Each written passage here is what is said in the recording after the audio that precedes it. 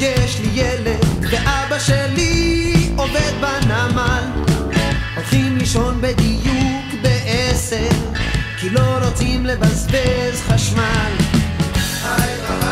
עיר עם תחתית, עיר עם עתיד, עיר אמיתית.